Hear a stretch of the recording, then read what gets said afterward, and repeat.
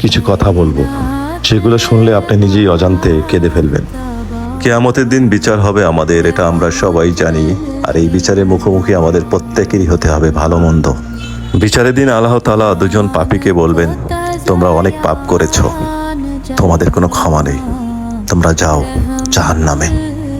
আল্লাহ তাআলার এমন কথা শোনা মাত্রই একজন দৌড়ে জাহান্নামের দিকে ছুটবে, অন্যজন ধীরে ধীরে যাবে আর কাঁদো কাঁদো চেহারায় বারবার আল্লাহর দিকে ফিরে তাকাবে। তখন আল্লাহ তাআলা দুজনকেই ডাক দিবে পিছন থেকে। প্রথম জনকে জিজ্ঞাসা করবে, জাহান্নাম কি, সেটা কি তুমি জানো? আর এত দ্রুত ছোটার কারণটা কি? প্রথম ব্যক্তি জবাবে বললেন, দুনিয়ায় আপনার কথা শুনিনি, আপনার হুকুম পালন করিনি। আজ প্রথম দিন আপনার মুখে আপনার আদেশ পালন করার জন্য ছুটে যাচ্ছি। আল্লাহ দ্বিতীয় ব্যক্তিকে জিজ্ঞাসা করলো, তুমি যাচ্ছ আর পিছনে কেন আমাকে ফিরে দেখছিলে?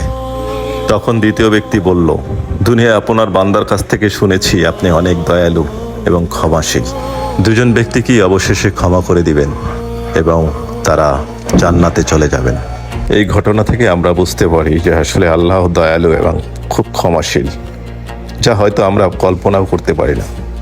জানা অজানায় পৃথিবীতে কত না আমরা পাপ করতেছি, যার হিসাব হয়তো আল্লাহ তাআলা আমাদের কাছ থেকে বুঝে নেবেন। আল্লাহ আমাদের সঠিক পথে চলার এবং আল্লাহর ইবাদত করার তৌফিক দান করুন। আমিন। जान को